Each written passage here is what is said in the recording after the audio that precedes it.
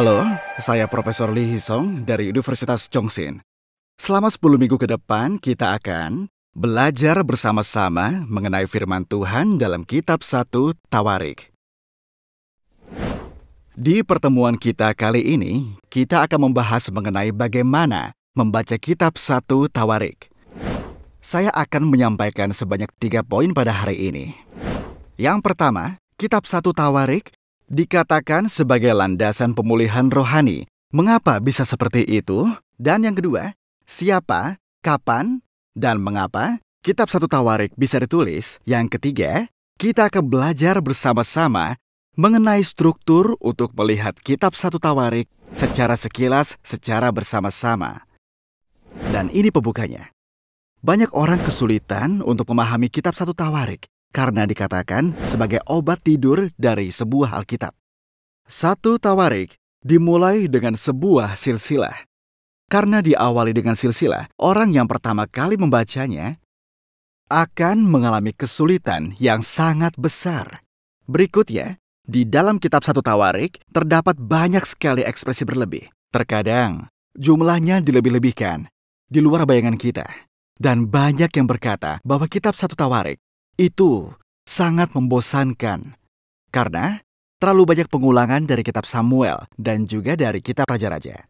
Jadi fakta itu sangat benar bahwa banyak teolog yang mengabaikan semua hal itu dalam mempelajari Kitab 1 Tawarik dalam sebuah Alkitab. Apakah benar? Tidak demikian. Seorang teolog bernama Simon de Vries mengatakan hal yang berbeda mengenai Kitab 1 Tawarik. Dan dia berkata bahwa baginya Kitab Tawarik itu adalah sebuah ladang rohani yang sangat kaya. Begitulah kata Simon de Vries.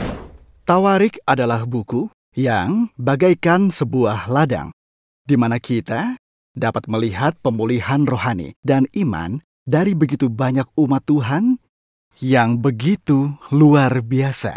Saya berharap saudara menganggap Kitab Tawarik itu bukan sebagai obat tidur, melainkan sebuah kitab seperti ladang di mana kita dapat menerima karunia dari dalamnya.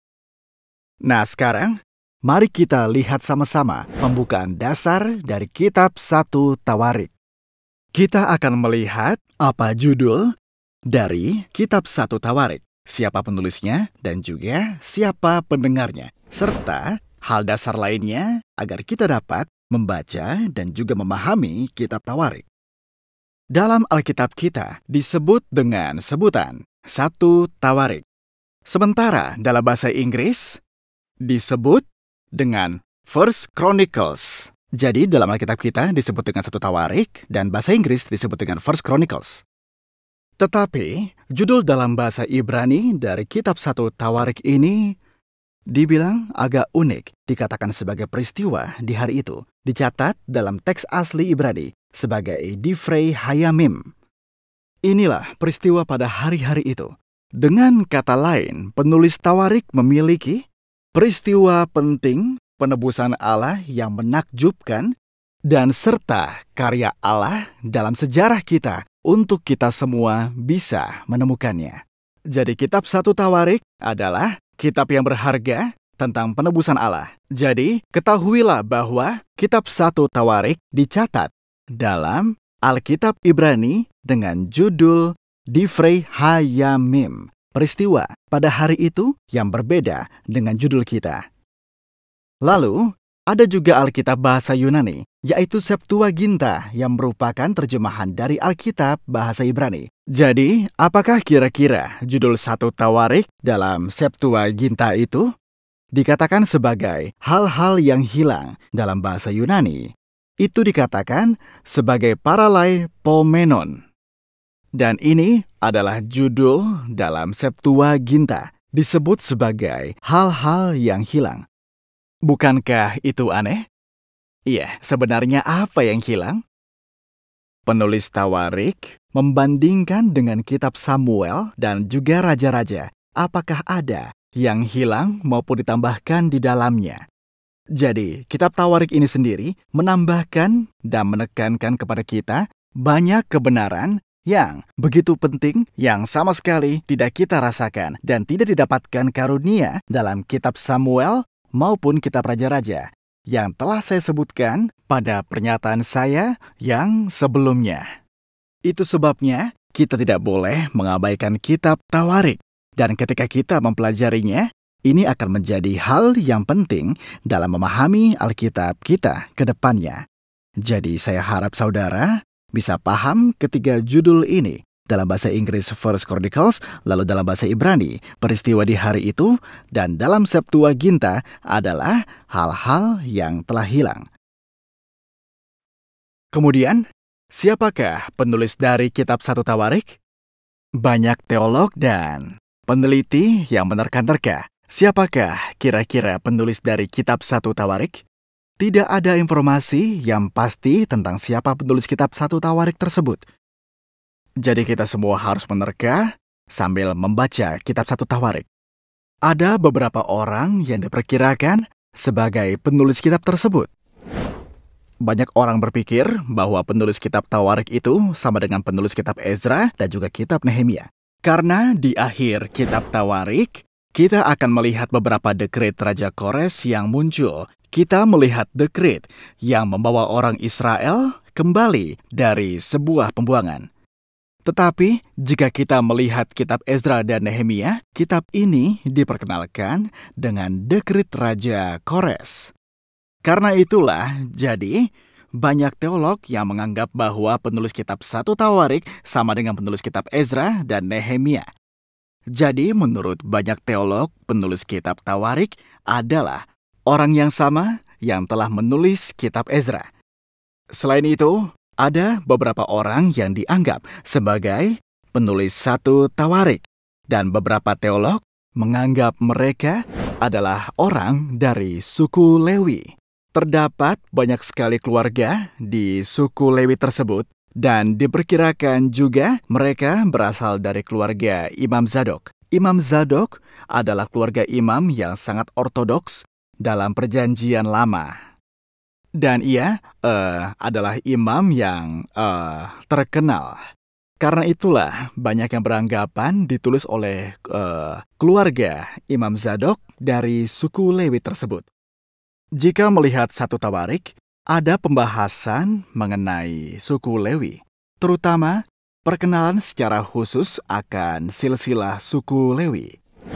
Apakah Anda tahu di mana?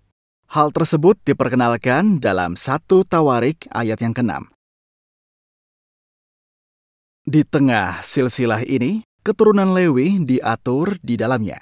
Dan dari 1 Tawarik ayat yang ke-23 hingga 26 tersebut, daftar orang Lewi dicatat secara rinci dan juga secara detail. Karena itulah, para teolog berpikir bahwa sulit menulis rinci ini jika penulisnya bukan berasal dari suku Lewi. Jadi, ada dua kemungkinan tentang penulis kitab Tawarik, yaitu Ezra atau orang Lewi dengan keturunan dari Imam Zadok. Lalu siapakah penulis kitab Tawarik yang sesungguhnya? Kita semua harus pergi ke surga untuk memastikannya. Baiklah. Saudara, siapakah yang dipikirkan oleh penulis kitab Tawarik saat mereka menulis kitab 1 Tawarik? Ada pendengar pertama.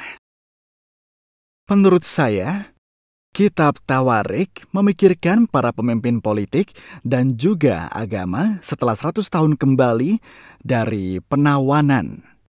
Itu dikarenakan kitab Tawarik ini banyak sekali menceritakan kisah Daud dan juga pemimpin-pemimpin. Karena itulah, jika kita mempelajari bacaan ini, kita berpikir bahwa penulis yang harus membaca dan mendengarkan kitab 1 Tawarik ini akan menjadi seorang pemimpin setelah sebuah penawanan. Berikutnya adalah pendengar umum. Pendengar umum adalah orang biasa. Tidak hanya para pemimpin yang mendengar ini, banyak orang juga membaca Tawarik dengan cara yang kurang lebih sama. Tuhan telah membawa umat-Nya kembali Dari sebuah pembuangan dan kemudian menyampaikan sebuah pesan pengharapan kepada orang yang masih frustasi dan juga sedang mencari pemulihan setelah 100 tahun lamanya. Karena itulah banyak orang harus membaca kitab 1 Tawarik tersebut. Karena itulah, pendengar pertama adalah pemimpin-pemimpin 100 tahun setelah kembali dari sebuah pembuangan. Dan yang kedua, kitab 1 Tawarik ditulis dengan memikirkan orang-orang yang ada di umum. Oleh karena itu, semua pemimpin dan anggota gereja Korea yang membaca kitab 1 Tawarik itu harus mempelajarinya dengan baik dan dengan seksama.